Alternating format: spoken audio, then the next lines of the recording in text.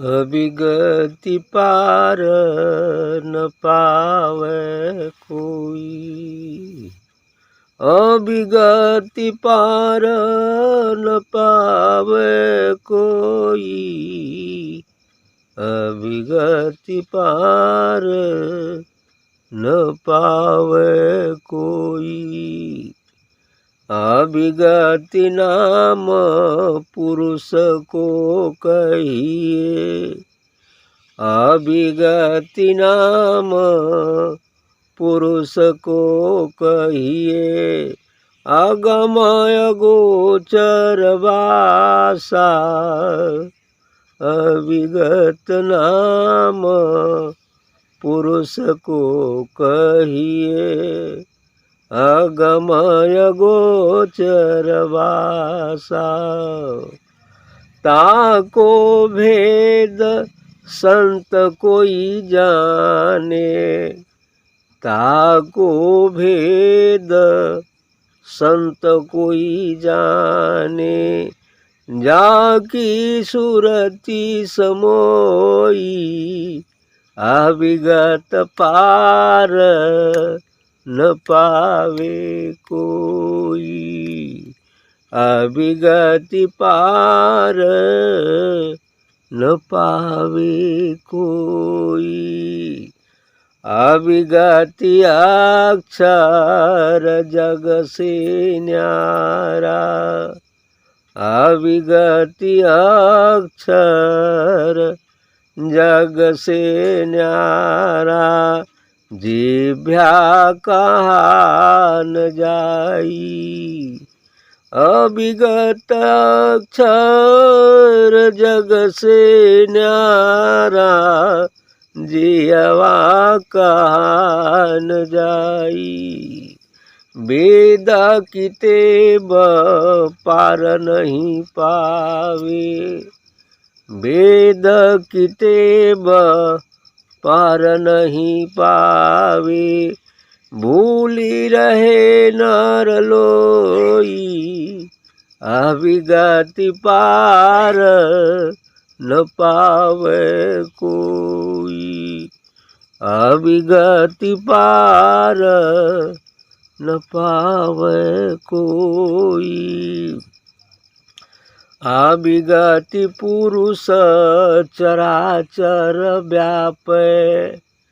अविगति पुरुष चराचर व्यापे। भेद न पावे कोई। अविगत पुरुष चराचर व्यापे। भेद न पावे कोई। चार वेद में ब्रह्मा भूले। चार वेद में ब्रह्मा भूले। आदि नाम नहीं पाई। अविगत पार न पावे कोई। अविगति पार न पावे कोई। अविगत नाम की अद्भुत महिमा। अविगति नाम की अद्भुत महिमा। सुरति निरति से पाई। अविगत नाम की अद्भुत महिमा। सुरति निरति से पाई। दास कबीर अमरपुर वासी। दास कबीर अमरपुर वासी। हंसालोक पठाई। अविगति पार न पावे कोई। अविगति पार न पावे कोई। बिल्कुल सही बात कहा है आपने साहब कबीर की जय हो। एकदम सही बात है। अविगति पार न का पावे कोई। उस अनाम, उस निर्गुण, उस अविगत जिसका कभी नाश नहीं होता, जो सदैव है, जो स्वयंभू है, बस है। उस अविगत जिसका कभी नाश नहीं होता, अविनाशी है, उसका पार किसी को नहीं मिल पाता, क्योंकि अनंत है, इनफाइनाइट है, उसका पार पाना मुश्किल है।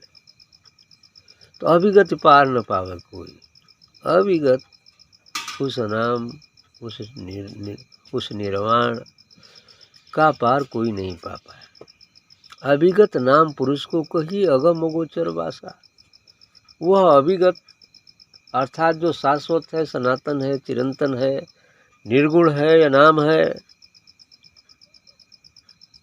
उस अविगत का ही नाम पुरुष, वही पुरुष है। और वही पुरुष ने ही दो रूप धारण कर लिया, प्रकृति का भी रूप धारण कर लिया। पुरुष और प्रकृति एक ही दो भागों में विभक्त हो गया, एक चेतन हो गया, एक जड़ हो गया, एक पुरुष हो गया, एक स्त्री हो गया, प्रकृति हो गया।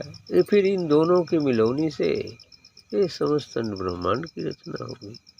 लेकिन तत्व केवल एक है, जो अविगत है, जिसका कभी नाश नहीं होता, निर्वाण है, अनाम है। तो अविगत नाम पुरुष को कहिए अगम अगोचर वासा। ये अगम अगोचर जहाँ नहीं जाया जाता ऐसा है, लेकिन जाया भी जाता है, अनुभव भी किया जाता है। अगम जहाँ जाया नहीं जाता फिर भी जाते हैं, अगोचर जहाँ चला नहीं जा सकता तो वहाँ भी जाते। अगर अलख अगोचर वासा, ता का भेद संत कोई जाने। अब इसका भेद, इस अविगत का भेद बिरला संत ही जानते हैं। बिरला संत जो रियल में हैं, पूर्ण पुरुष, वही जान पाते, और ढोंगी संत तो नहीं जान पाते, है ना। लेकिन जो रियल में संत हैं, कबीर साहब, रैदास जी, ऐसे बहुत सारे संत हुए हैं, आज भी हैं, और ये जान पाते हैं उस अविगत की, उस नाम को। ताको भेद संत कोई जाने, जाकी सूरत समोई, जिसकी सूरत उसमें समा गई। जो बूंद सागर में इस विराट अस्तित्व में मिल गया है, बस वही जान पाता है उसके रहस्य। सूरत समोई, अविगत अक्षर जग से न्यारा। ये जो अविगत है, अक्षर है, इसका कभी किसी काल में नाश नहीं होता है। इसलिए कहा गया कि अविगत अक्षर जग से न्यारा। ये जग अर्थात संसार से अलग थलग, संसार में भी है, संसार भी उसमें है, लेकिन फिर भी अलग है। जैसे हमारे अंदर आकाश है और आकाश बाहर भी है, हम खुद आकाश में हैं, लेकिन हमारे अंदर आकाश होते हुए भी आकाश का अस्तित्व अलग भी है। सीधी सी बात, क्योंकि वेद वेदांत ही नहीं कहते क्षिति जल पाओ गगन समीरा, पंच रचित ये अधम शरीरा। ये पांच तत्व हैं, इसमें तो आकाश ही है, पृथ्वी भी है, पृथ्वी अलग भी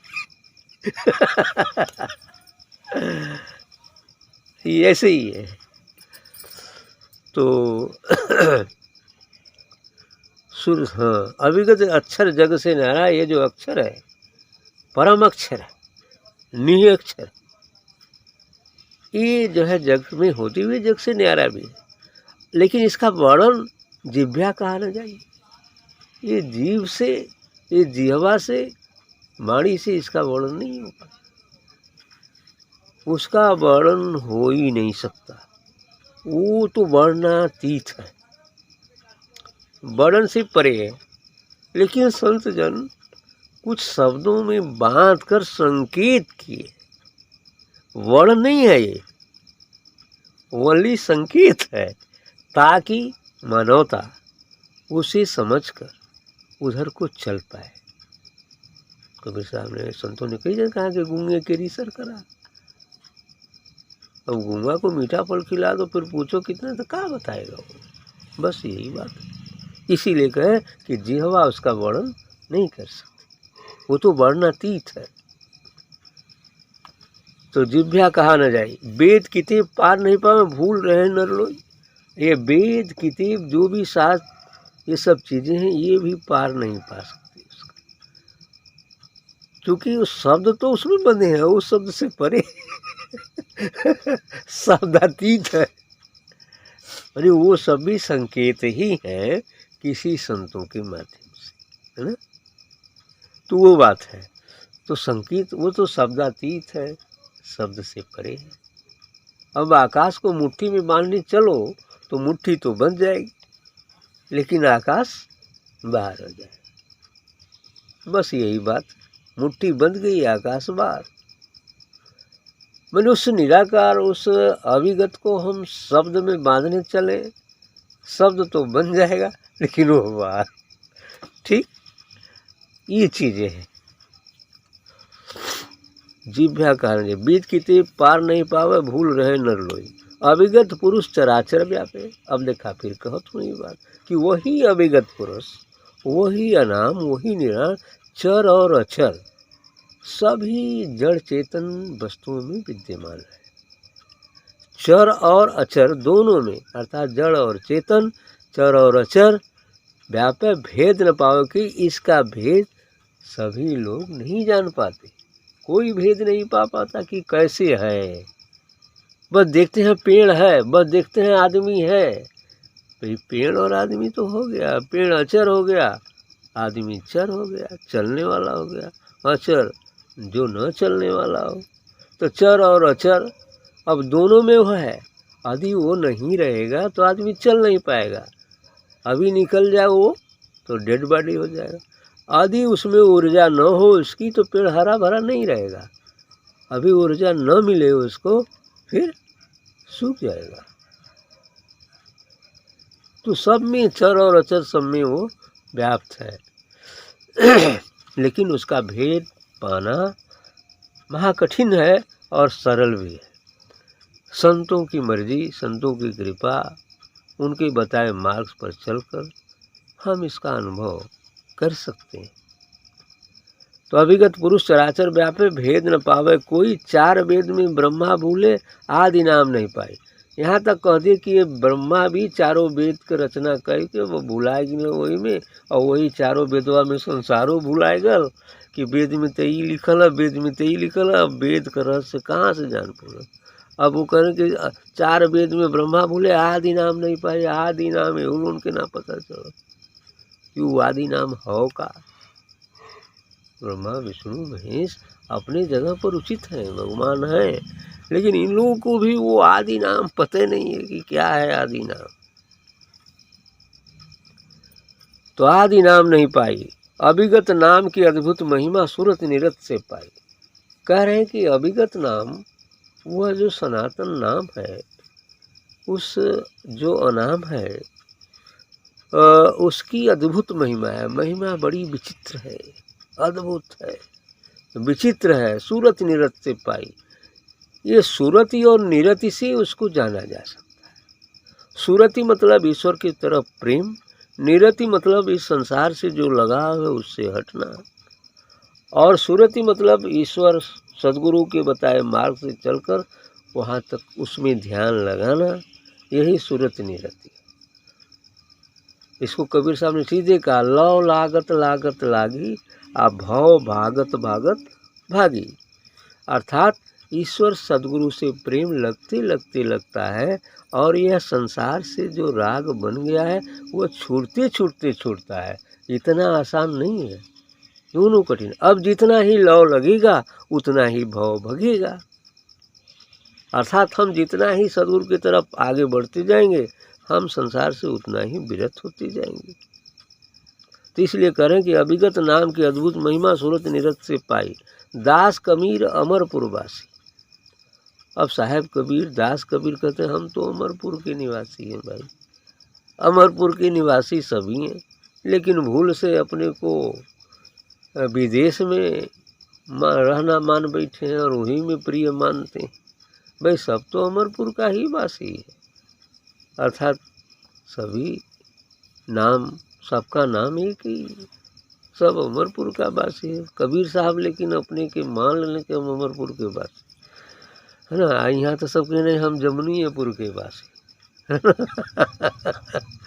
तो ये जो है दास कबीरा अमरपुर वासी, हंसा लोक पठाई, अमरपुर वासी हैं और हंसों को उस लोक में पठाते हैं।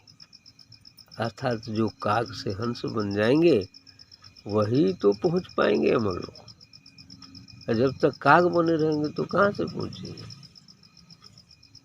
तो हंसा लोक पठाई, अमरपुर वासी, कोई अमरपुर वासी ही अमरपुर तक ले जा सकता है। यदि कोई दूसरी जगह का वासी हो तो वहाँ भले ले जाए, लेकिन अमरपुर कहाँ ले जाए। अमरपुर का वासी ही किसी को अमरपुर का दर्शन करा सकता है और अमरपुर ले जा सकता है। यस।